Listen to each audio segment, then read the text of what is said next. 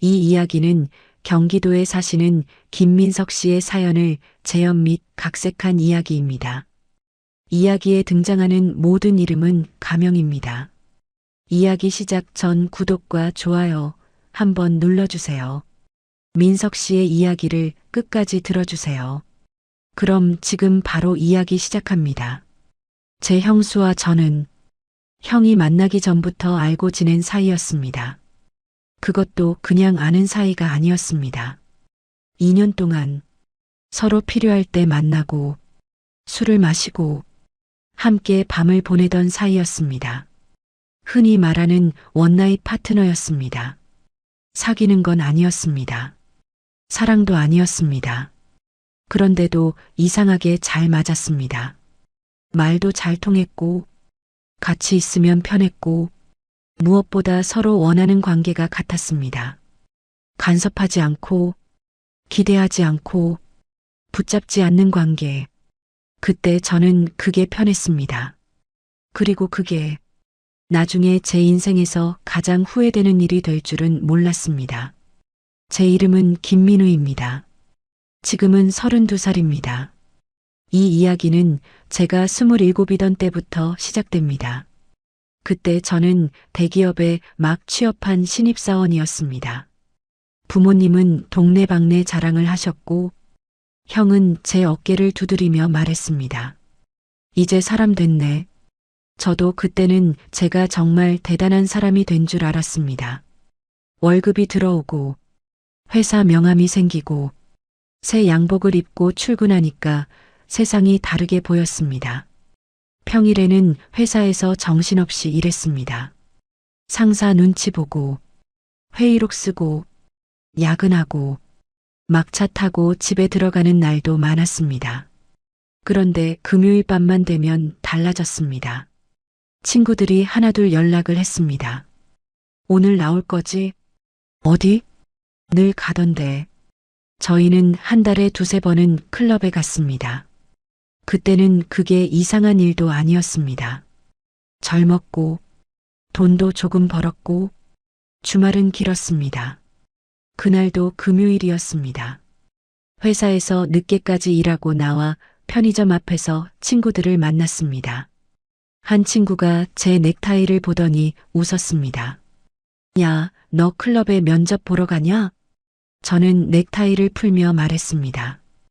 회사에서 바로 온 거야. 신입사원 티 좀 내지 마라. 우리는 웃으면서 택시를 탔습니다. 강남 쪽이었습니다. 택시 안에서도 별 얘기를 다 했습니다. 상사가 어떻다? 이번 달 카드값이 어떻다? 오늘은 꼭 재미있게 놀자. 그런 시답잖은 이야기들이었습니다. 클럽 앞은 이미 사람들로 가득했습니다. 줄을 서 있는 사람들, 담배 피우는 사람들, 택시에서 내리는 사람들, 음악 소리가 문 밖까지 새어나왔습니다. 안으로 들어가자마자 공기가 달라졌습니다. 조명은 계속 바뀌었고 음악은 몸을 밀어내듯 크게 울렸습니다. 친구들은 금방 분위기에 섞였습니다. 저도 맥주 한 병을 들고 사람들 사이로 들어갔습니다. 그 여자를 처음 본 건 바 테이블 근처였습니다. 처음부터 유난히 튀는 사람은 아니었습니다. 오히려 주변 사람들보다 조금 덜 꾸민 느낌이었습니다. 검은색 원피스에 긴 머리, 웃을 때 생기는 눈웃음, 친구들과 이야기하고 있었는데 이상하게 눈이 갔습니다. 눈이 마주쳤습니다. 그 여자가 먼저 웃었습니다. 저도 따라 웃었습니다. 그게 시작이었습니다. 혼자 왔어요? 제가 먼저 물었습니다. 그녀가 웃으며 고개를 저었습니다. 친구들이랑요. 저도 친구들이랑 왔어요. 그럼 서로 버림받은 거네요. 그 말에 저도 웃었습니다. 그런 것 같네요. 우리는 그렇게 자연스럽게 말을 섞었습니다. 이름은 조금 뒤에 알았습니다. 한서연. 나이는 저와 같았습니다. 30도 아니고 27. 그때는 그 나이가 참 어른인 줄 알았습니다. 서연은 말이 잘 통했습니다. 괜히 새침한 척하지도 않았고 그렇다고 너무 쉽게 굴지도 않았습니다. 농담을 하면 받아쳤고 제가 말이 막히면 먼저 말을 이어줬습니다. 음악이 너무 커서 제대로 대화하기 힘들었는데도 이상하게 대화가 끊기지 않았습니다. 클럽이 끝날 무렵 우리는 자연스럽게 밖으로 나왔습니다. 친구들은 이미 각자 흩어져 있었습니다. 새벽 공기가 차가웠습니다. 서연이 팔짱을 끼고 말했습니다. 배고프다. 해장국? 너무 헤비한데요. 그럼 포장마차? 그건 좋네요. 우리는 근처 포장마차로 갔습니다. 오뎅탕 하나와 소주 한 병을 시켰습니다. 클럽 안에서는 잘 들리지 않던 목소리가 그제야 또렷하게 들렸습니다. 서연은 디자인 쪽 일을 한다고 했습니다. 작은 회사에 다녔고 상사가 마음에 안 든다고 했습니다. 저는 이제 막 대기업에 입사했다고 말했습니다. 그녀가 웃었습니다. 오, 대기업. 왜 그렇게 비웃어요? 비웃은 거 아닌데요. 그 표정은 비웃는 표정이었는데. 아니에요. 그냥 신기해서요. 뭐가요? 대기업 신입사원도 금요일 밤엔 똑같구나 싶어서 우리는 그런 식으로 계속 웃었습니다. 그날 밤은 이상하게 빨리 지나갔습니다. 술을 많이 마셨고 둘 다 취했습니다. 우리는 자연스럽게 모텔로 향했습니다. 제가 먼저 가자고 하지도 않았고 서연이도 굳이 빼지 않았습니다. 사실 자랑은 아니지만 클럽에서 만나 하룻밤 보내는 거 특별한 일이 아니었어요. 그런데 그녀는 달랐어요. 그날 밤의 일을 모두 말씀드릴 순 없지만 아직도 기억이 선명한 잊지 못할 밤이었습니다. 그날은 제게 흔한 밤으로 시작됐지만 끝나고 나서는 흔한 밤처럼 느껴지지 않았다는 겁니다. 원래 저는 그런 만남 뒤에 먼저 연락하는 사람이 아니었습니다. 서로 이름도 제대로 기억하지 못한 채 끝나는 일도 있었고 다음 날 아침이면 그냥 각자 사는 곳으로 돌아가면 그만이었습니다. 그게 편했습니다. 감정이 생기면 피곤해지고 기대가 생기면 귀찮아진다고 생각했습니다. 그런데 서연은 달랐습니다. 며칠이 지나도 생각났습니다. 좋아한다는 감정은 아니었습니다. 그렇게 말하면 거짓말입니다. 보고 싶어 미치겠다거나 사귀고 싶다거나 그런 건 아니었습니다. 그런데 이상하게 같이 있던 시간이 자꾸 떠올랐습니다. 대화가 잘 맞았고 술 마시는 속도도 잘 맞았고 서로 부담스럽게 굴지 않는 방식도 잘 맞았습니다. 무엇보다 함께 보낸 그 밤, 그 느낌이 너무 좋았습니다. 그 말은 꼭 해야 할 것 같습니다. 그게 없었다면 우리는 다시 만나지 않았을 겁니다. 그 정도로 잘 맞았기 때문에 제가 먼저 연락처를 물었고 서연도 별 망설임 없이 번호를 줬습니다. 그녀가 웃으며 말했습니다. 술 마시고 싶으면 연락해도 돼요? 저도 웃었습니다. 저도 해도 됩니까? 그럼요. 그렇게 끝난 줄 알았습니다. 그런데 며칠 뒤 제가 먼저 문자를 보냈습니다. 오늘 퇴근하고 술 한잔 할래? 답장은 금방 왔습니다. 좋지. 어디? 그때부터였습니다. 우리는 사귀지 않았지만 끊어지지도 않았습니다. 만나는 방식은 늘 비슷했습니다. 한 달에 한 번일 때도 있었고 어떤 달은 두세 번 만날 때도 있었습니다. 반대로 2달 가까이 연락이 없는 때도 있었습니다. 그런데 누구도 서운해하지 않았습니다. 왜 연락 안 했어? 나 기다렸어. 그런 말은 한 번도 하지 않았습니다. 서로의 생일도 몰랐습니다. 가족 이야기도 거의 하지 않았습니다. 친구들에게 소개한 적도 없었습니다. 데이트라고 부를 만한 것도 없었습니다. 우리는 주로 술집에서 만났습니다. 포장마차, 호프집, 작은 이자카야. 물론 술 한 잔 뒤에는 어김없이 짜릿한 밤을 보냈습니다. 때로는 퇴근길에 갑자기 만나기도 했습니다. 서연은 늘 담백했습니다. 오늘 한잔 할래? 오늘은 안 돼. 그럼 다음에. 그게 끝이었습니다. 저도 그 점이 좋았습니다. 연애처럼 설명하지 않아도 됐고, 친구처럼 깊어지지 않아도 됐고, 서로의 미래에 끼어들 필요도 없었습니다. 그렇게 2년이 지났습니다. 지금 생각하면 참 이상합니다. 감정이 없었다고 말하면서도 우리는 2년이나 이어졌습니다. 사랑이 아니었는데 끊어지지도 않았습니다. 아마 그건 서로가 너무 편했기 때문일 겁니다. 그리고 함께 있을 때 느껴지는 이상한 만족감 때문이었을 겁니다. 그때의 저는 그게 문제라고 생각하지 않았습니다. 서연도 마찬가지였던 것 같습니다. 우리는 서로를 속이지 않았습니다. 서로에게 약속한 것도 없었습니다. 그러니 잘못한 것도 없다고 생각했습니다. 적어도 그때는 정말 그렇게 믿었습니다. 그러던 어느 날이었습니다. 회사 일이 조금 일찍 끝난 금요일이었습니다. 서연에게 먼저 연락이 왔습니다. 오늘 시간 돼? 돼. 술? 응. 늘 가던데? 좋아. 우리는 동네 호프집에서 만났습니다. 그 집은 시끄럽지도 않고 안주도 괜찮았습니다. 무엇보다 테이블 사이가 넓어서 대화하기 좋았습니다. 서연은 먼저 와 있었습니다. 머리를 대충 묶고 맥주잔을 손에 들고 있었습니다. 저를 보더니 웃었습니다. 오늘은 늦지 않았네. 나도 가끔은 시간을 지킵니다. 가끔이라 문제죠. 그럼 오늘은 칭찬 좀 해줘요. 잘했어요. 그런 식의 대화였습니다. 가볍고 편하고 깊지 않은 대화. 그게 우리에게는 잘 맞았습니다. 우리는 맥주를 마시며 회사 욕을 했습니다. 저는 신입사원으로서 겪는 말도 안 되는 일들을 이야기했고, 서연은 자기 회사 팀장이 얼마나 답답한 사람인지 말했습니다. 둘 다 특별히 진지하진 않았습니다. 그냥 웃으며 흘려보낼 수 있는 이야기들이었습니다. 그때였습니다. 호프집 문이 열렸습니다. 처음엔 신경 쓰지 않았습니다.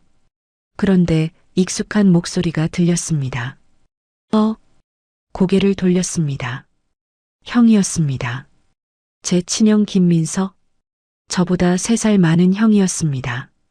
형은 대학 친구 한 명과 함께 들어오다가 저를 보고 활짝 웃었습니다.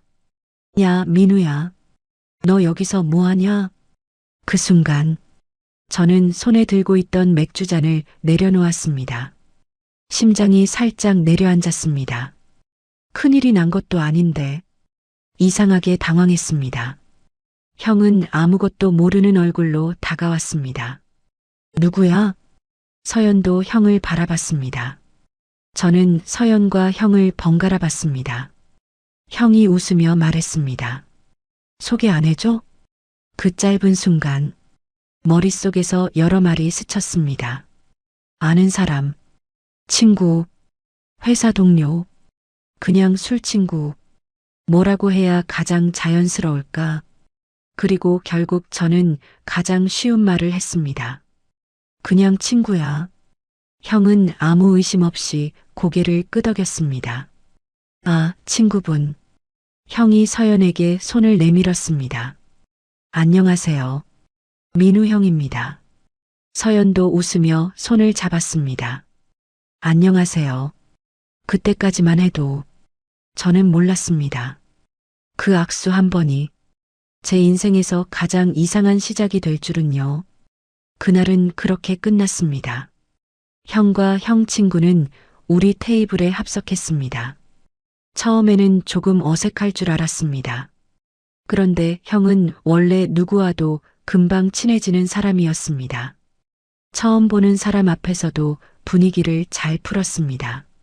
민우는 회사 들어가더니 얼굴 보기가 힘들어요. 형이 웃으며 말했습니다. 서연도 웃었습니다. 바쁜가 봐요. 맨날 바쁘다고만 합니다. 신입사원이라 그렇죠. 저는 괜히 민망해서 소주만 마셨습니다. 형은 서연에게 이것저것 물었습니다. 무슨 일을 하는지, 퇴근은 몇 시쯤 하는지, 술은 자주 마시는지, 서연도 특별히 숨기는 것 없이 편하게 대답했습니다. 형 친구가 농담을 던지면 같이 웃었고, 형이 이야기하면 눈을 보며 들어줬습니다. 저는 이상한 기분이 들었습니다. 질투는 아니었습니다. 그렇다고 불편한 것도 아니었습니다. 그냥 묘했습니다. 형과 서연이 처음 만난 자리인데 둘이 생각보다 잘 어울리는 것 같았습니다. 술자리는 2시간 정도 이어졌습니다. 밖으로 나오니 밤 공기가 제법 시원했습니다. 형은 저를 보며 웃었습니다. 친구, 괜찮은 사람이네. 저도 대수롭지 않게 말했습니다. 괜찮지. 착한 사람 같더라. 응, 좋은 사람이야. 형은 그 말을 끝으로 더 이상 아무것도 묻지 않았습니다. 그날은 정말 그게 끝이었습니다. 저도 집에 돌아가면서 별 생각을 하지 않았습니다. 며칠 뒤부터 회사가 정신없이 바빠졌습니다. 프로젝트 하나가 시작되면서 야근이 이어졌고 주말에도 출근하는 날이 생겼습니다. 서연에게도 자연스럽게 연락을 못했습니다. 원래 우리 관계는 그랬습니다. 1달 가까이 연락이 없어도 이상하지 않았습니다. 누가 먼저 연락하면 만나고 아니면 각자 자기 삶을 살았습니다. 그렇게 1달쯤 지났을까요? 금요일 오후였습니다. 퇴근 준비를 하고 있는데 형에게 전화가 왔습니다. 민우야, 왜? 오늘 시간 있냐? 있긴 한데 술 한잔 하자. 형 목소리가 평소보다 조금 들떠 있었습니다. 저는 웃으며 말했습니다. 뭐야? 형 승진했냐? 아니, 복권 당첨됐냐? 형이 피식 웃었습니다. 별소리를 다 한다. 그럼 왜? 나오면 이야기할게. 전화를 끊고 나니 괜히 궁금했습니다. 집에 무슨 일이 생겼나? 부모님 건강 때문인가? 형이 원래 저를 따로 부르는 사람이 아니라 더 그랬습니다. 약속 장소는 예전에 자주 가던 포장마차였습니다. 제가 도착했을 때 형은 먼저 와 있었습니다. 소주 한 병과 계란말이가 이미 나와 있었습니다. 형이 손을 흔들었습니다. 왔냐? 저도 자리에 앉으며 말했습니다. 무슨 일이야? 집에 무슨 일 있어? 형은 웃으며 소주를 따라줬습니다. 없어. 그럼 아버지 어디 편찮으셔? 아니라니까. 형? 사고 쳤냐? 그 말에 형이 크게 웃었습니다. 아, 나를 뭘로 보냐? 아니, 이렇게 뜸 들이니까 그렇잖아. 겁나게 하지 말고 빨리 말해. 형은 한참 웃다가 술잔을 들었습니다. 일단 한잔하자. 우리는 소주를 한 잔씩 비웠습니다. 형은 계속 다른 이야기만 했습니다. 회사 이야기, 야구 이야기, 부모님 여행 보내드리자는 이야기. 저는 점점 답답해졌습니다. 형, 이제 말해. 도대체 무슨 얘기인데? 형은 술잔을 내려놓더니 잠시 저를 바라봤습니다. 그리고 조심스럽게 입을 열었습니다. 민우야, 지난번에 호프집에서 같이 있던 친구 있잖아. 순간 누구 이야기인지 바로 알았습니다. 응, 걔. 형은 잠깐 말을 멈췄습니다. 평소에 형답지 않게 조금 긴장한 표정이었습니다. 너랑 무슨 사이야? 저는 형을 바라봤습니다. 형은 절대 떠보는 표정이 아니었습니다. 저를 의심하는 표정도 아니었습니다. 오히려 미안해하는 얼굴에 가까웠습니다. 혹시라도 동생이 좋아하는 사람이면 어쩌나. 그걸 먼저 확인하고 싶은 얼굴이었습니다. 저는 술잔을 손으로 굴렸습니다. 불과 몇 초였는데 시간이 길게 느껴졌습니다. 사실대로 말해야 하나? 아니면 그냥 넘어가야 하나? 머릿속이 복잡했습니다. 하지만 아무리 생각해도 서연은 제 여자친구가 아니었습니다. 사귀자는 말도 해본 적 없었고 사랑한다는 말은 더더욱 없었습니다. 그렇다고 형에게 그냥 시간 될 때 만나는 원나잇 파트너야 라고 말하기에는 좀 민망했습니다. 그렇게 생각하니 대답은 하나뿐이었습니다. 그냥 친구야. 형이 다시 한번 확인했습니다. 진짜? 응. 정말 아무 사이 아니야. 그냥 가끔 술 마시는 정도. 형은 제 얼굴을 한참 바라보다가 미소를 지었습니다. 다행이다. 저는 웃으며 물었습니다. 뭐가 다행인데? 형이 괜히 멋쩍게 웃었습니다. 사실, 나, 걔한테 연락해 보려고. 그 말을 듣는 순간, 저는 술잔을 들고 있다가 그대로 멈췄습니다. 저는 형을 가만히 바라봤습니다. 형이 누군가를 좋아한다고 먼저 말하는 걸 거의 본 적이 없었습니다. 학창 시절에도 그랬습니다. 누가 소개팅을 해주겠다고 하면 귀찮다 한마디 하고 끝이었습니다. 회사에 들어가서도 마찬가지였습니다. 부모님이 선을 보라고 해도 아직은 일할 때예요. 라며 계속 밀었습니다. 그런 형이 먼저 누군가에게 연락해보고 싶다고 말하는 건 처음이었습니다. 저는 웃으며 물었습니다. 형? 첫눈에 반한 거야? 형도 쑥스러운 듯 웃었습니다. 그런 건 아닌데 계속 생각나. 한 번 더 만나보고 싶더라. 저는 장난스럽게 웃었습니다. 와, 우리 형도 드디어 사람이 됐네.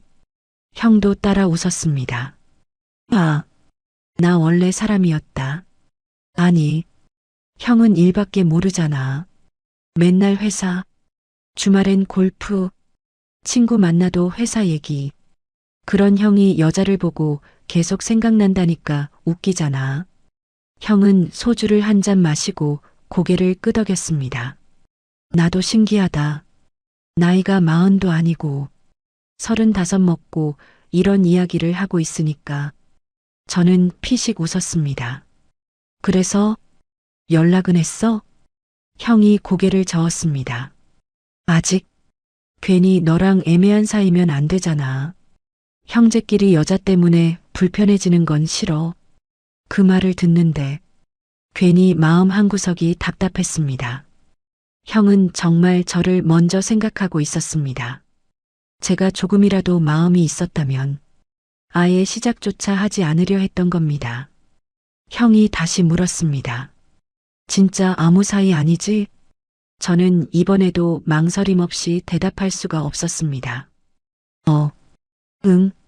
좋아한다거나 사귀는 사이는 아니야. 걔도 마찬가지고. 형은 안심한 표정으로 웃었습니다. 그래. 그럼 나 한번 용기 내봐야겠다. 저도 따라 웃었습니다. 잘 되면 밥이나 사. 빠. 형 결혼하면 크게 사지. 벌써 결혼까지 가냐? 형 성격 알잖아. 연애하면 바로 결혼이지. 우리는 한참 웃었습니다. 그때는 정말 농담이었습니다. 형이 결혼까지 할 거라고는 저도, 형도, 아무도 생각하지 않았습니다. 술자리는 평소처럼 끝났습니다. 가게를 나와 서로 반대 방향으로 걸어갔습니다. 형이 뒤에서 손을 흔들었습니다. 민우야. 왜? 잘 물어봤다. 괜히 오해하고 시작했으면 찝찝했을 것 같았어. 저는 웃으며 손을 흔들었습니다. 신경 쓰지 마. 잘해봐. 형은 기분 좋은 얼굴로 집 쪽으로 걸어갔습니다. 저도 반대 방향으로 걸었습니다. 걸어가면서 문득 휴대폰을 꺼냈습니다. 서연과 나눈 마지막 대화가 그대로 남아 있었습니다. 잠깐 화면을 보다가 다시 주머니에 넣었습니다. 설마 잘 되겠어. 그게 솔직한 제 생각이었습니다. 2년 동안 봐왔습니다. 서연은 누군가에게 쉽게 마음을 주는 사람이 아니었습니다. 오히려 사람과 적당한 거리를 두는데 익숙한 사람이었습니다. 그래서 형이 연락을 해도 몇 번 만나보다가 끝날 거라고 생각했습니다. 좋아해야 사귀는 거고 사귀어야 결혼하는 거라고 믿었습니다. 그리고 형의 동생인 저와 몸을 섞었던 사이니깐요. 그런데 저는 가장 중요한 걸 모르고 있었습니다. 사람은 예상하지 못한 사람에게도 마음을 줄 수 있다는 걸요. 그 사실을 알게 된 건 한 달쯤 뒤였습니다. 퇴근을 막 하고 있는데 서연에게 문자가 왔습니다. 오늘 시간 있어? 평소와 다를 것 없는 문자였습니다. 저는 아무 의심 없이 답장을 보냈습니다. 응? 왜? 잠시 뒤 답장이 왔습니다. 할 얘기가 있어. 그 문자 하나가 제 생각을 완전히 바꿔놓을 줄은 그때는 전혀 몰랐습니다. 퇴근하고 약속 장소에 도착했을 때 서연은 먼저 와 있었습니다. 창가 자리에 앉아 휴대폰을 보고 있었는데 절 보더니 평소처럼 손을 흔들었습니다. 왔네. 오래 기다렸어? 방금 왔어. 저는 자리에 앉으며 메뉴판을 집어들었습니다. 오늘은 뭐 먹을래? 아무거나. 그 말이 제일 어렵다. 그럼 내가 시켜. 저는 익숙하게 두부김치와 계란말이를 주문했습니다. 소주도 한 병 시켰습니다. 서연이 웃었습니다. 맨날 똑같은 것만 먹네. 맛있는 걸 어떻게? 질리지도 않아? 안 질리니까 계속 먹는 거지. 그녀가 피식 웃었습니다. 그건 그렇네. 평소처럼 별것 아닌 이야기부터 시작했습니다. 회사 이야기도 하고, 친구들 이야기도 하고, 주말에 부모님이 여행을 가신다는 이야기도 했습니다. 그런데 이상했습니다. 오늘은 서연이 평소보다 말이 적었습니다. 제가 무슨 이야기를 하면 웃기는 했지만 계속 뭔가 망설이는 것 같았습니다. 소주 한 병이 거의 비워질 무렵이었습니다. 서연이 술잔을 내려놓더니 절 바라봤습니다. 민우야. 응? 나 할 말 있어. 뭔데? 잠깐 침묵이 흘렀습니다. 서연은 숨을 한 번 내쉬더니 담담하게 말했습니다. 나, 너네 형 만나기로 했어. 순간, 무슨 말인지 이해가 안 됐습니다. 뭐, 민석 오빠, 나랑 사귀기로 했어. 저는 멍하니 서연만 바라봤습니다. 장난치는 표정도 아니었고, 절 떠보는 표정도 아니었습니다. 정말 아무렇지도 않게 사실을 이야기하는 얼굴이었습니다. 잠깐, 진짜? 응. 언제부터? 형이 연락했어. 몇 번 만났고, 오늘 사귀기로 했어. 저도 모르게 웃음이 나왔습니다. 웃음이라기보다는 황당해서 나오는 헛웃음이었습니다. 아, 그래도 그건 좀 그렇지 않냐? 서연이 고개를 갸웃했습니다. 뭐가? 아니, 저는 말을 고르다가 결국 솔직하게 말했습니다. 우리 2년 동안 만났잖아. 서연은 바로 대답했습니다. 사귄 건 아니잖아. 맞잖아. 우린 서로 사귀자는 말도 안 했고, 사랑한다는 말도 안 했잖아. 틀린 말은 아니었습니다. 그래서 더 할 말이 없었습니다. 저는 한숨을 쉬었습니다. 그래도 내 형이잖아. 그래, 알아. 그래서 나도 처음엔 조금 걸렸어. 근데 생각해보니까 우린 애초에 연인이 아니었잖아. 난 내 여자친구였던 적도 없고, 넌 내 남자친구였던 적도 없고, 저는 술잔을 들었다가 다시 내려놓았습니다. 머리로는 이해가 됐습니다. 우린 정말 그런 사이가 아니었습니다. 서로의 미래를 약속한 적도 없었고, 헤어지자는 말조차 필요 없는 관계였습니다. 그런데 이상하게 마음 한쪽이 조금 불편했습니다. 서연이 제 표정을 보더니 웃었습니다. 왜? 섭섭해? 저도 웃었습니다. 아니, 그런 건 아닌데. 그냥 어이가 없어서. 설마 너랑 우리 형이 만날 줄은 몰랐지. 난 당연히 내가 거절할 줄 알았어. 서연도 웃었습니다.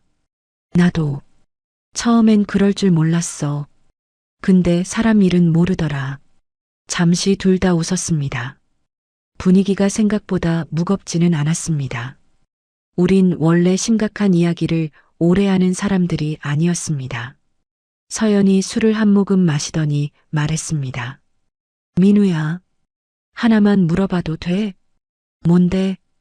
너, 내가 형 만난다고 해서 진짜 아무렇지도 않아? 저는 잠깐 생각했습니다. 그리고 솔직하게 대답했습니다. 좋은 기분은 아니지. 근데 말릴 자격도 없는 것 같아. 내 말대로 우린 연인은 아니었으니까. 서연이 천천히 고개를 끄덕였습니다. 나도 그렇게 생각했어. 그래서 말한 거야. 나중에 다른 사람한테 듣는 것보다 내가 직접 말하는 게 맞는 것 같아서. 그 말에 저도 고개를 끄덕였습니다. 그건 잘했다. 그날 우리는 평소보다 조금 일찍 자리에서 일어났습니다. 헤어질 때 서연이 손을 흔들며 말했습니다. 다음에 보면 아마 민석 오빠 여자친구로 보게 될 거야. 저는 씁쓸하게 웃었습니다. 그러겠네. 그 말이 생각보다 오래 머릿속에 남았습니다. 지금에서야 생각해보면 차라리 조금 사귀다가 헤어지겠거니라고 생각했던 것 같습니다. 그날 이후 서연과는 정말 연락이 끊겼습니다. 신기할 정도였습니다. 가끔 술 한잔하자는 연락이라도 올 줄 알았습니다. 아니면 제가 먼저 심심해서 연락할 수도 있다고 생각했습니다. 그런데 그런 일은 한 번도 없었습니다. 휴대폰의 이름은 그대로 남아 있었지만 대화창은 더 이상 늘어나지 않았습니다. 저도 일부러 연락하지 않았습니다.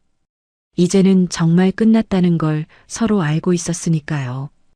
회사 일은 여전히 바빴습니다. 프로젝트 하나가 끝나면 또 다른 프로젝트가 시작됐고, 퇴근하면 운동을 가거나 친구들을 만났습니다. 그렇게 지내다 보니 시간은 생각보다 빨리 흘렀습니다. 그러던 어느 일요일, 부모님 집에서 저녁을 먹게 됐습니다.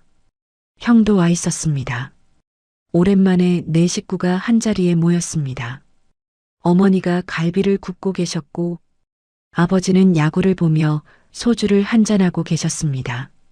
형이 유난히 기분이 좋아 보였습니다. 평소보다 말도 많았습니다. 어머니가 웃으며 물으셨습니다. 좋은 일 있나? 형이 웃었습니다. 왜요? 얼굴이 좋아졌잖아. 연애해서 그런가?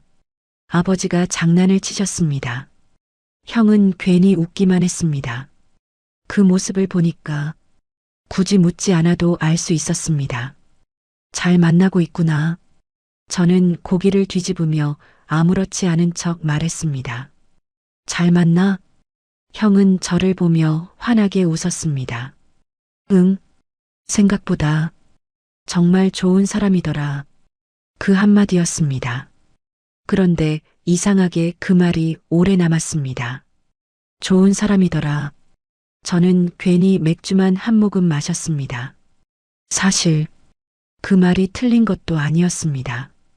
서연은 좋은 사람이었습니다. 적어도 저와 있을 때는 그랬습니다. 약속 시간도 잘 지켰고, 거짓말도 거의 하지 않았고, 싫은 건 싫다고 말하는 사람이었습니다. 그래서 더 이상했습니다. 그런 사람이 이제는 형 여자친구라는 게. 시간이 조금 더 흘렀습니다. 형은 가끔 연애 이야기를 했습니다. 이번 주말에 여행 간다. 영화 봤는데 재미있더라. 걔가 매운 걸 엄청 잘 먹는다. 처음에는 건성으로 들었습니다. 그런데 들을수록 알겠더라고요.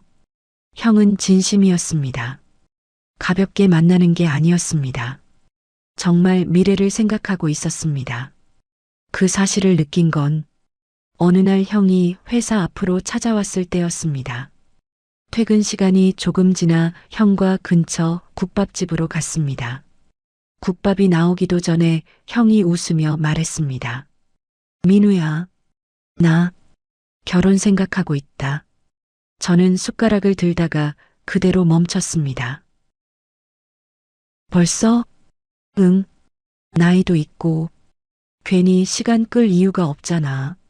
형은 정말 행복해 보였습니다. 저는 애써 웃으며 말했습니다.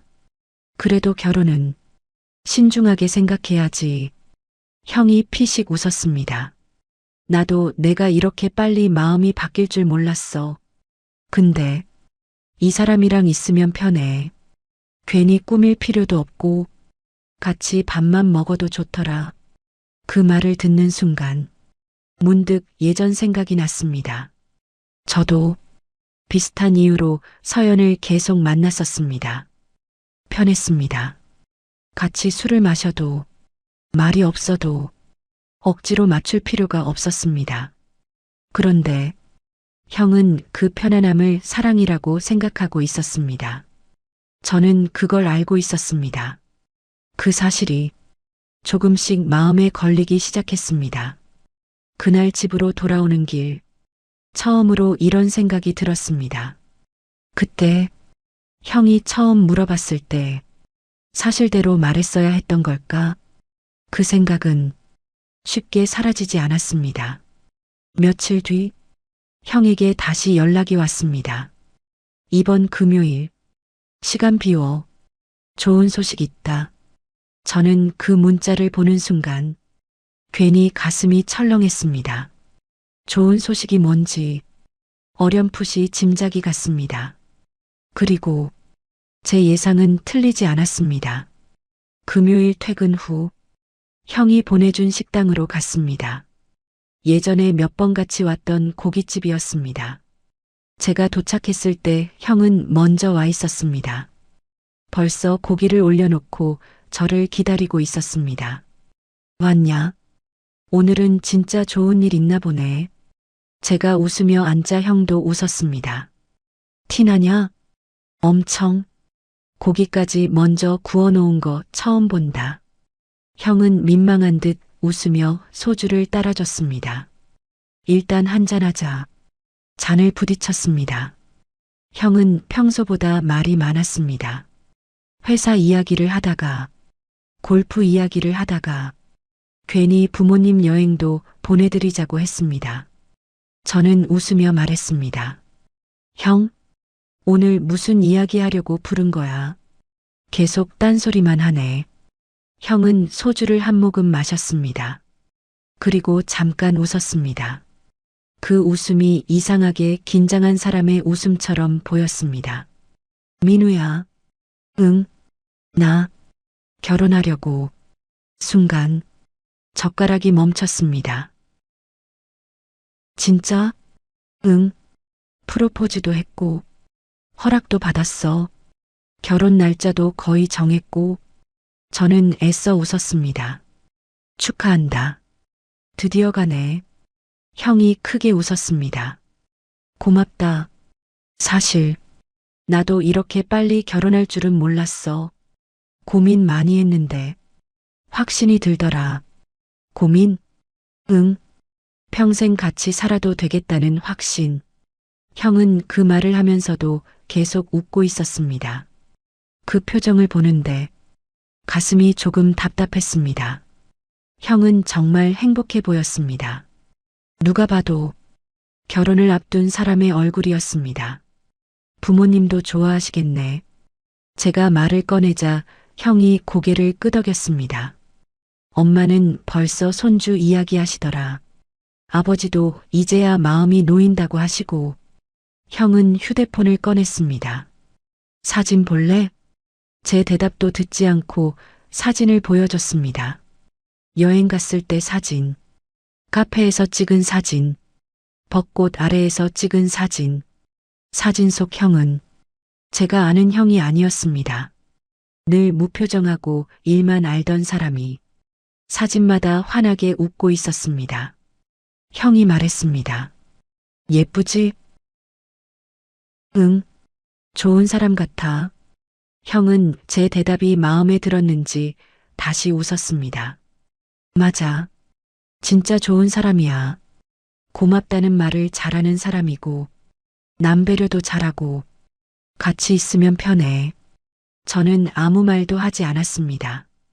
형이 말하는 하나하나가 틀린 말이 아니었습니다. 저도 알고 있었습니다. 서연은 원래 그런 사람이었습니다. 그래서 형이 좋아하게 된 것도 이해됐습니다.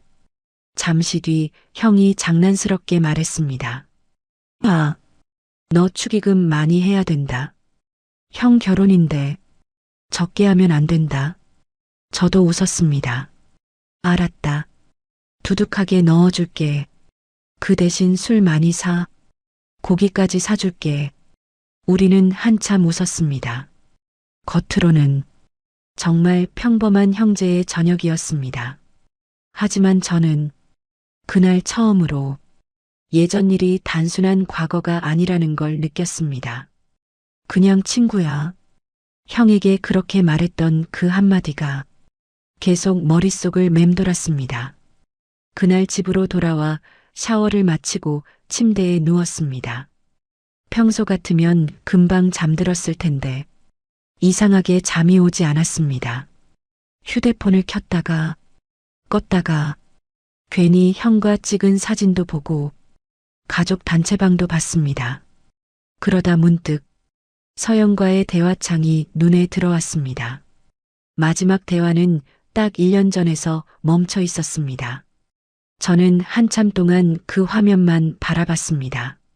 그리고 처음으로 이런 생각을 했습니다. 그때 형이 물어봤을 때 사실대로 말했어야 했던 걸까? 그 질문은 쉽게 사라지지 않았습니다. 오히려 결혼 날짜가 가까워질수록 점점 더 커져만 갔습니다. 결혼식이 일주일 앞으로 다가왔습니다. 형은 정말 바빴습니다. 예복을 맞추러 다니고 신혼집 가구를 고르고 주말마다 양가 부모님을 만나고 가끔 저에게도 전화했습니다. 민우야, 시간 되면 이것 좀 같이 보러 갈래? 형? 결혼하는 건 형인데 왜 내가 따라다녀? 혼자 보면 심심하잖아. 저는 웃으며 몇 번은 같이 다녀줬습니다. 침대도 봤고, 냉장고도 봤고, 소파도 같이 골랐습니다. 형은 아이처럼 신났습니다. 아, 이 소파 어때? 괜찮네. 색은? 베이지가 낫지. 나도 그 생각했어. 정말 평범한 형이었습니다. 결혼을 앞둔 사람이라면 누구나 그럴 것 같은 모습, 그 모습을 볼수록 제 마음은 더 복잡해졌습니다. 하지만 이미 여기까지 왔는데 이제 와서 무슨 말을 할 수 있을까? 그 생각이 들 때마다 저는 애써 머릿속에서 지워버렸습니다. 그러던 화요일 저녁이었습니다. 퇴근을 막 하고 차에 올라탔는데 휴대폰이 울렸습니다. 화면을 보는 순간 손이 잠깐 멈췄습니다. 서연. 1년 동안 한 번도 울리지 않았던 이름이었습니다. 잠시 망설이다 전화를 받았습니다. 여보세요. 민우야. 목소리는 예전과 똑같았습니다. 응. 잘 지냈어? 응. 너는? 나도. 짧은 안부가 끝나고 둘 다 아무 말이 없었습니다. 몇 초 동안 침묵이 흘렀습니다. 그러다 서연이 먼저 입을 열었습니다. 잠깐 볼 수 있을까? 저는 앞만 바라봤습니다. 왜? 그냥 한 번은 봐야 할 것 같아서. 결혼 전에? 응. 저는 바로 대답하지 못했습니다. 굳이 만날 이유는 없었습니다. 오히려 만나지 않는 게 맞았습니다. 그런데 이상하게 거절도 못하겠더라고요. 어디서? 서연이 예전에 자주 가던 술집 이름을 말했습니다. 1시간 뒤 올 수 있어? 알겠어.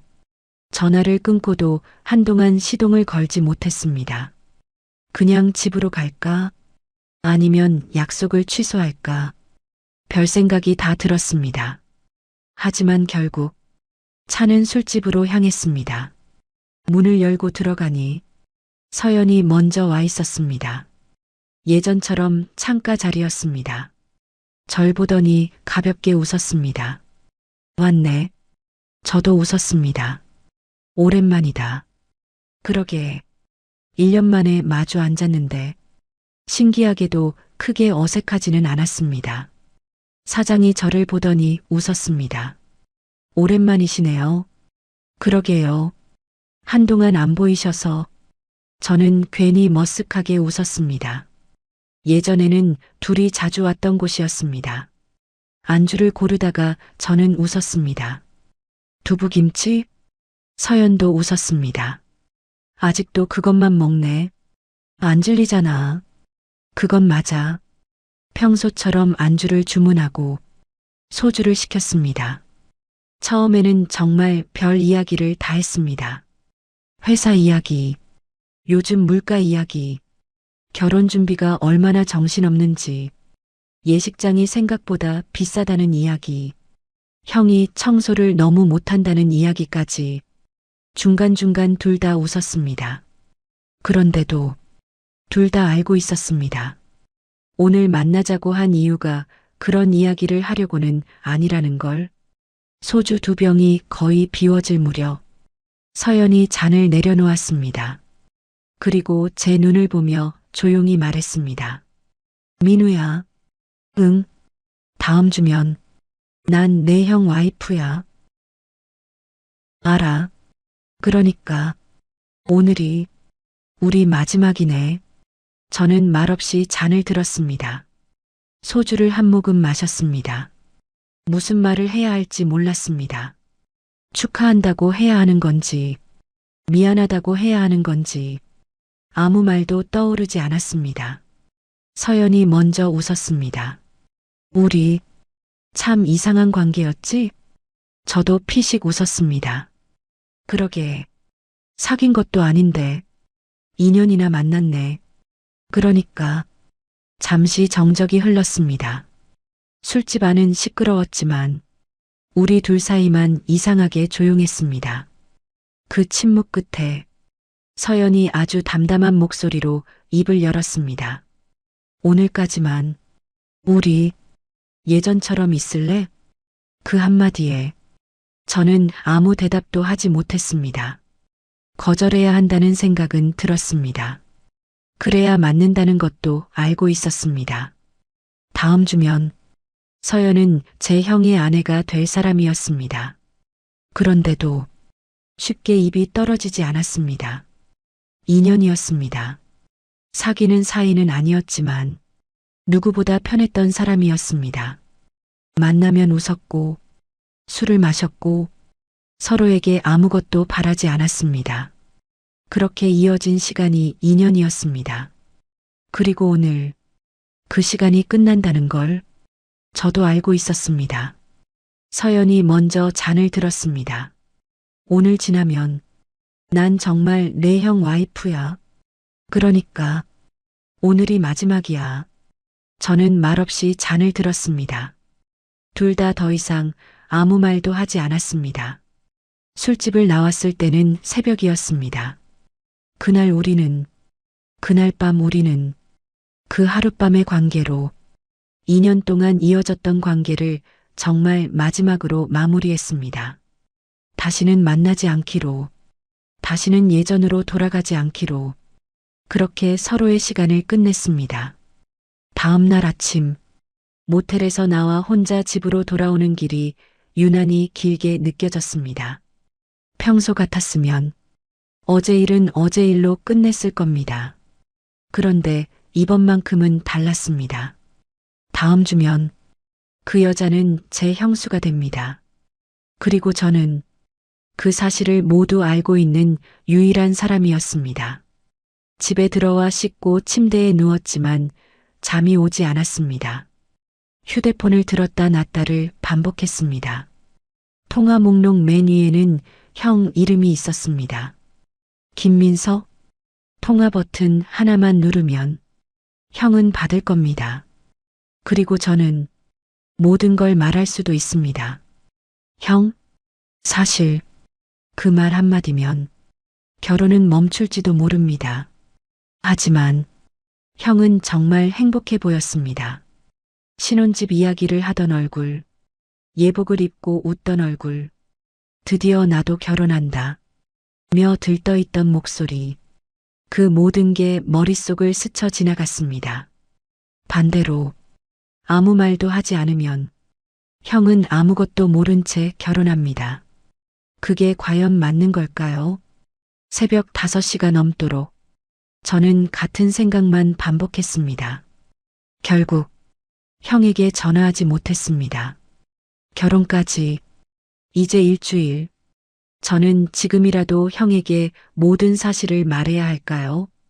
아니면 끝까지 모른 척하고 형이 직접 선택할 기회마저 빼앗은 채 결혼을 지켜봐야 하는 걸까요? 그날의 저는 정답을 알지 못했습니다. 퇴직한 날, 저는 어디에도 필요 없는 사람이었습니다. 저는 오늘 여러분께 고백을 하나 드리려고 합니다. 부끄러운 고백입니다.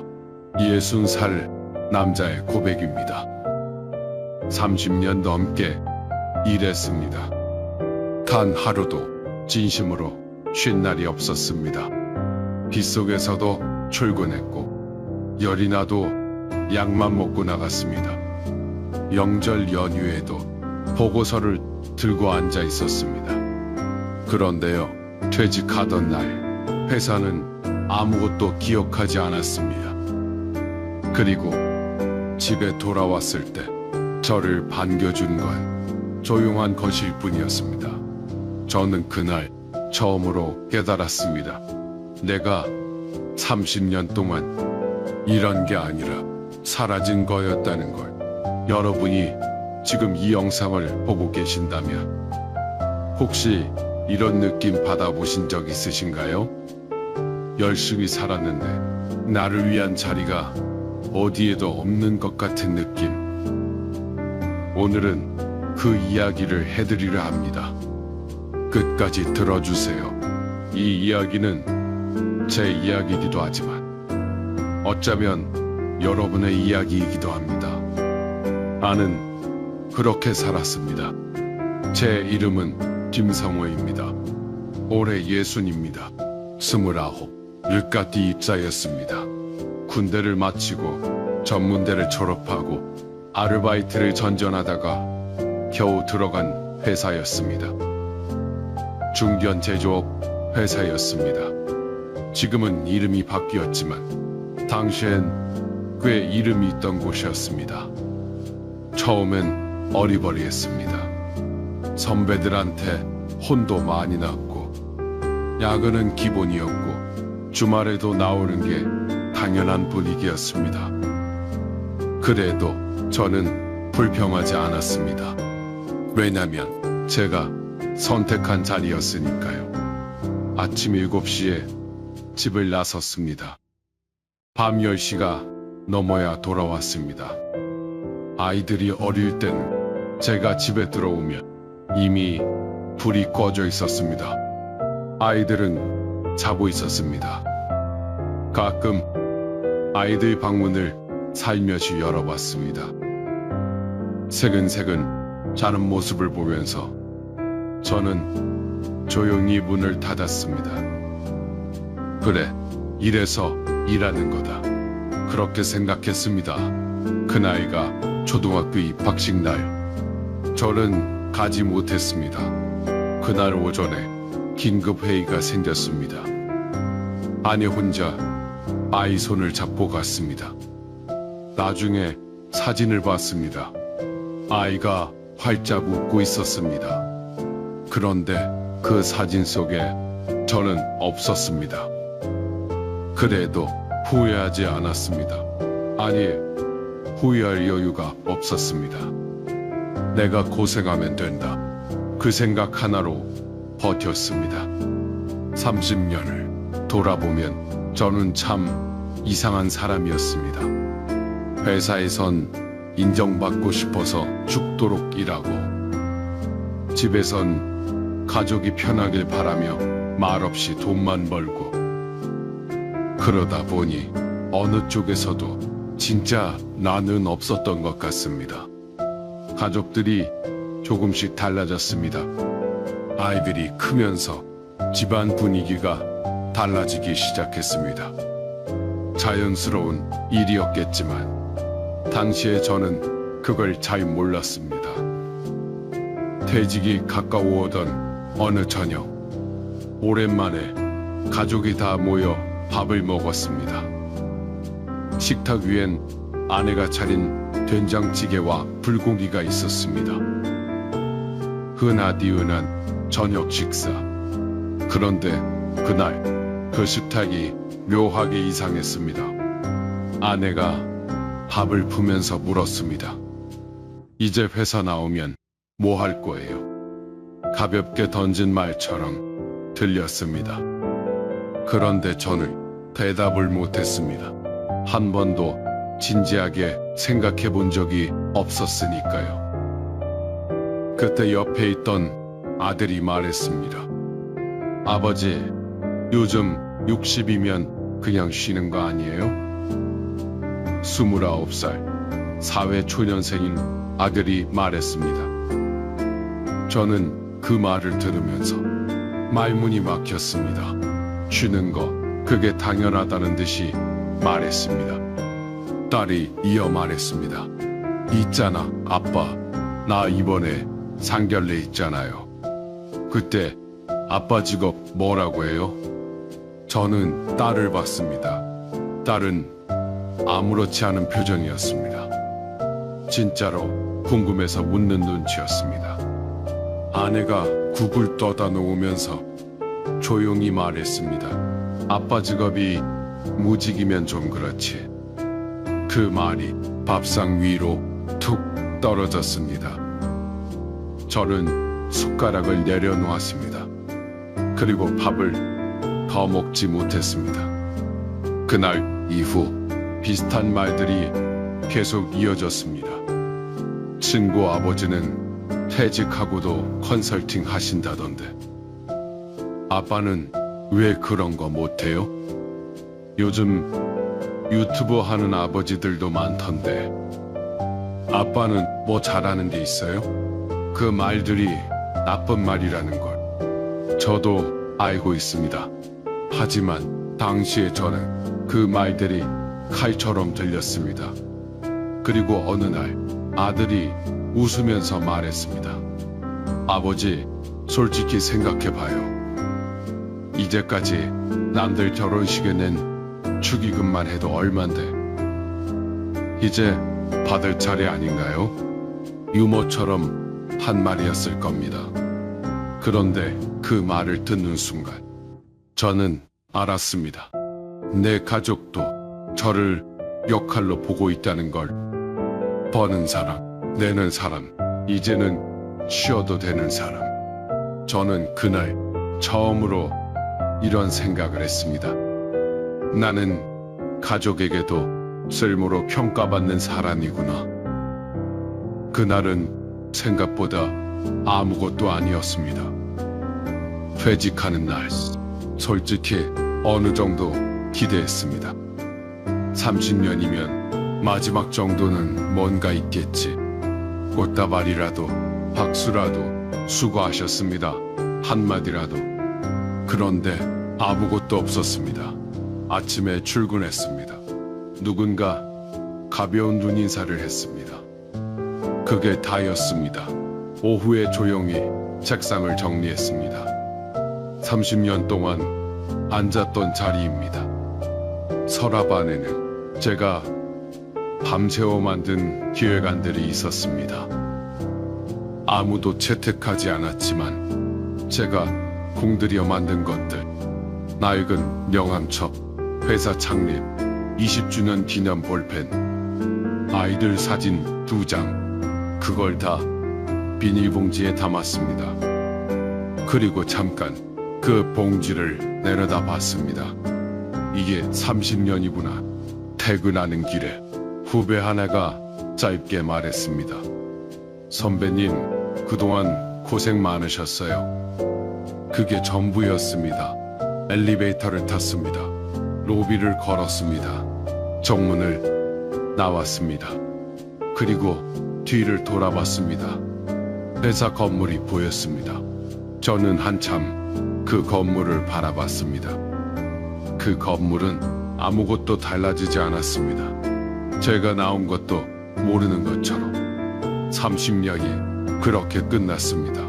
이력서를 쓰면서 처음 알았습니다. 집에 있으면 불안했습니다. 아내는 뭔가 말하려다 참는 것 같았고, 아이들은 바빠서 연락이 없었습니다. 저는 뭔가 해야 한다는 생각에 일을 찾기 시작했습니다. 이력서를 꺼냈습니다. 오랜만에 써보는 이력서였습니다.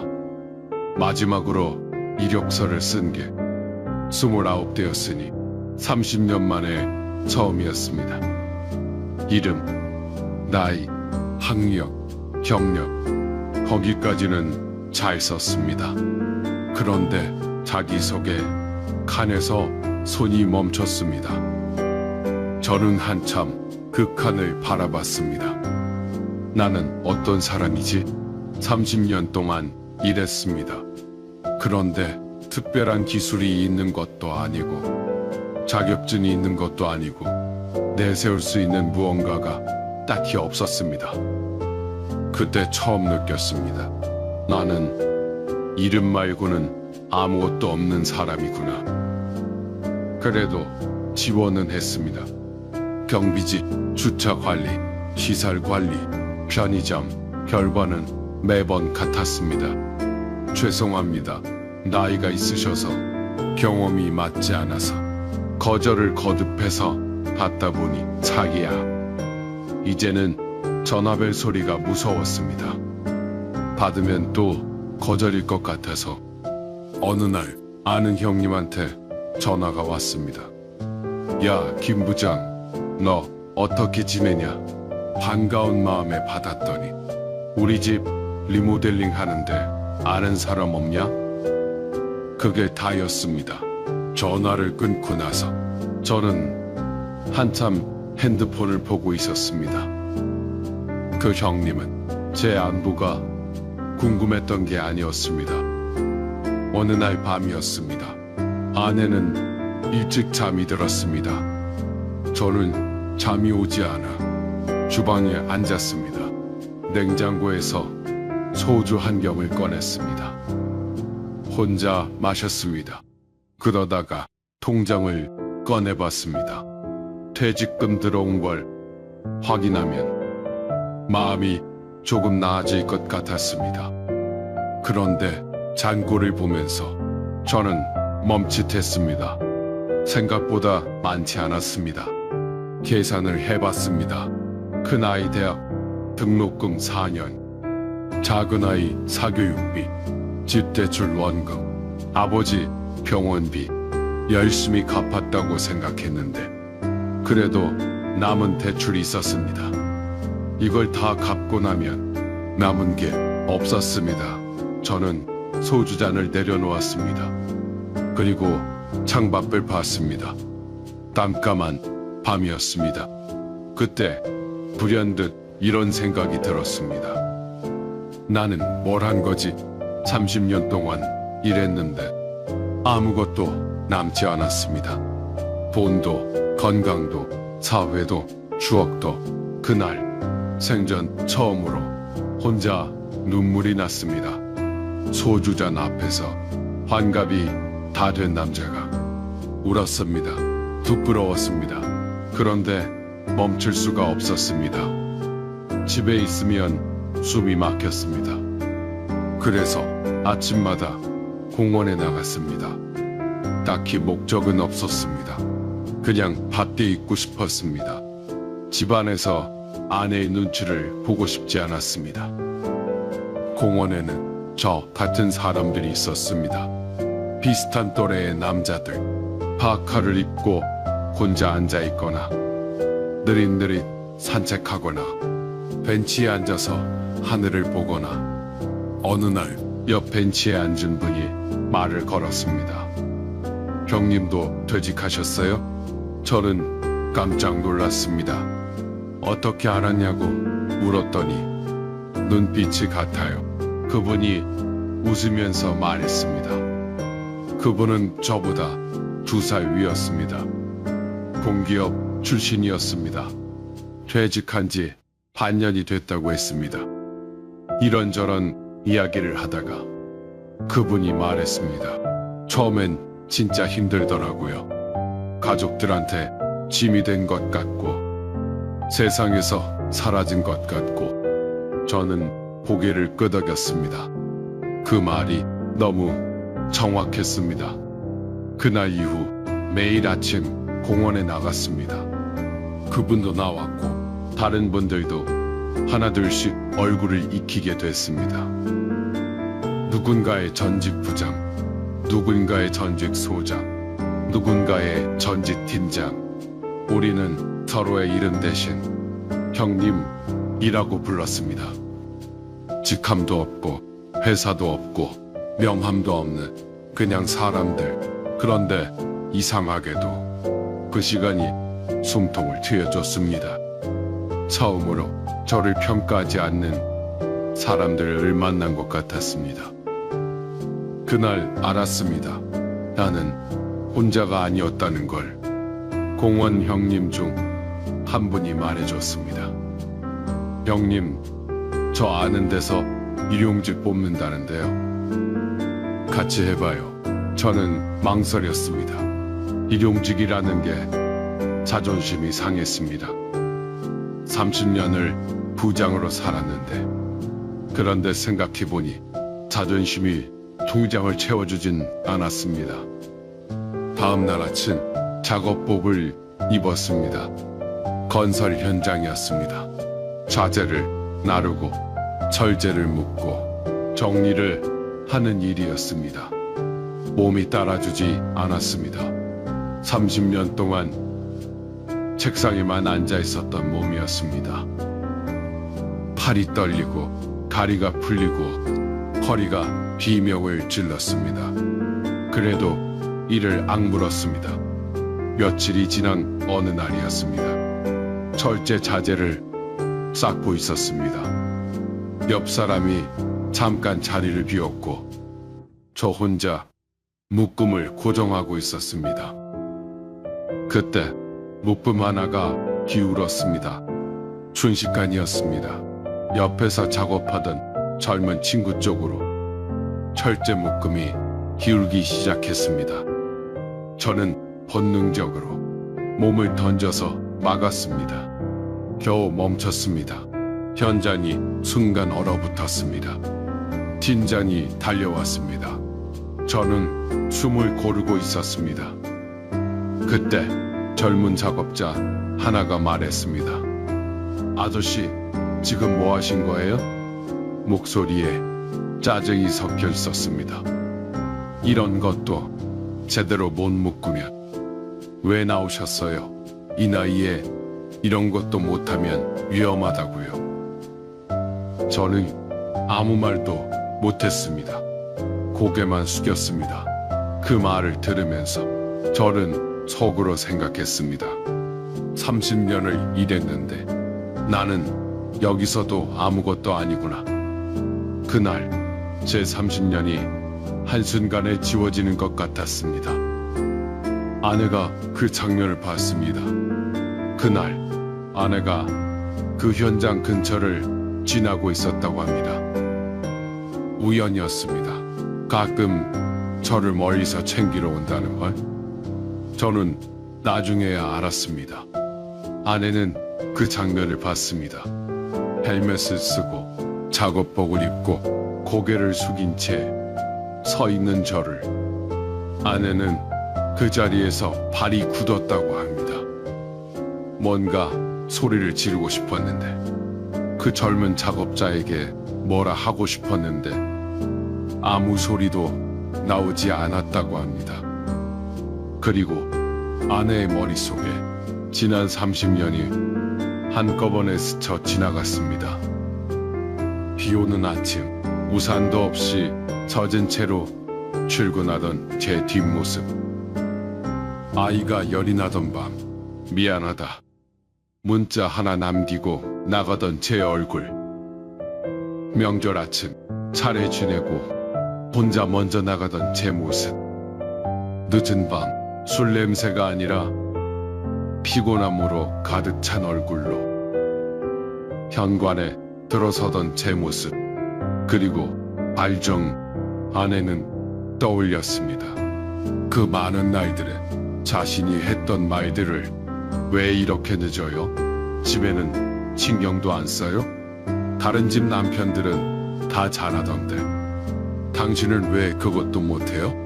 아내는 그날 그 말들이 얼마나 잔인했는지 처음으로 실감했다고 합니다. 그 사람은 못난 남편이 아니었습니다. 그저 너무 오래 버텨온 사람이었습니다.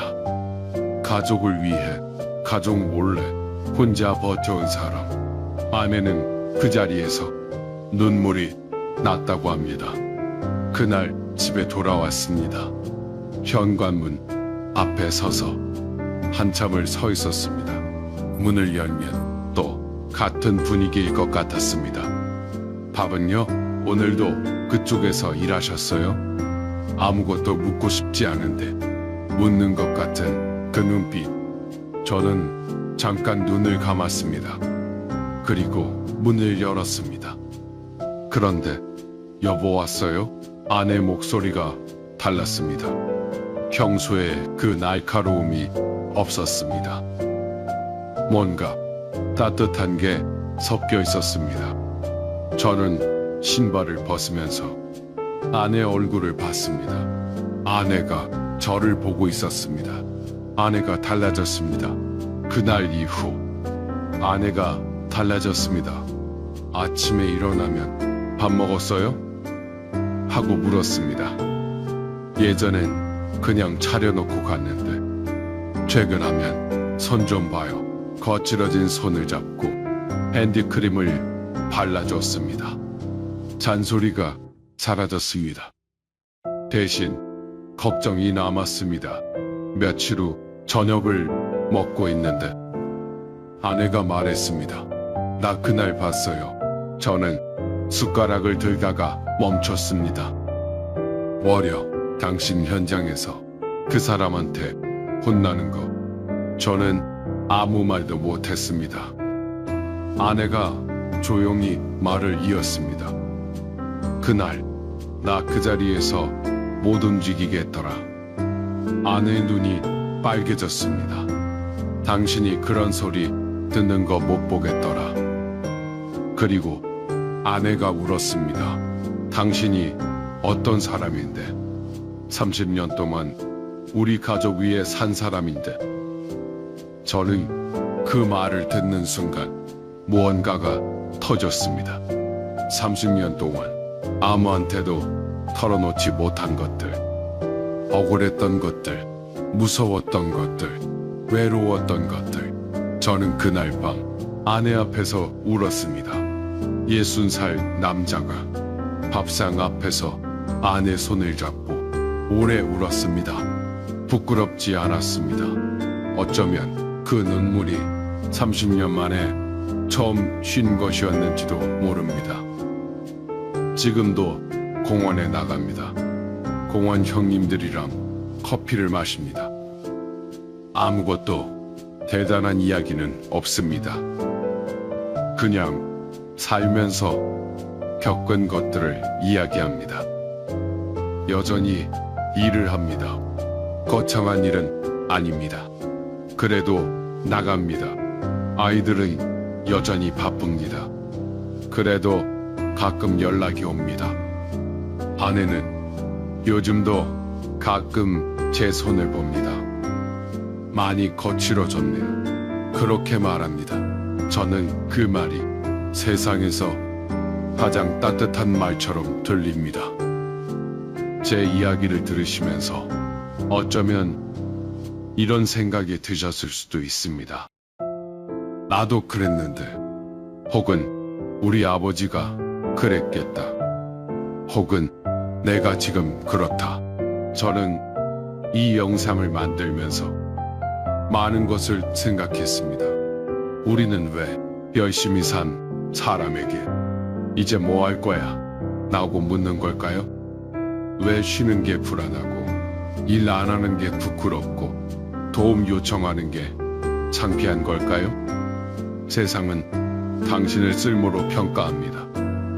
나이, 직업, 연봉, 직함, 그게 없으면 사람 취급을 못 받는 것처럼 느껴집니다. 하지만 단 한 사람, 당신을 오래 지켜봐온 사람은 당신의 쓸모를 보지 않습니다. 당신의 시간을 기억합니다. 비 맞으며 출근하던 그 아침, 열나면서도 나가던 그 새벽, 아이 재워놓고 혼자 눈물 훔치던 그 밤, 그 시간들을 누군가는 반드시 기억합니다. 당신이 지금 어딘가에서 혼자 버티고 있다면 이것만 기억해 주세요. 버틴다는 건 사랑한다는 뜻입니다. 그리고 사랑받고 있다는 것도 기억해 주세요. 지금까지 긴 이야기 끝까지 들어주셔서 진심으로 감사합니다. 이 영상이 마음에 닿으셨다면 혼자 간직하지 마시고 옆에 계신 분께 보여주세요. 그분이 오늘 이 이야기가 필요한 사람일 수도 있습니다.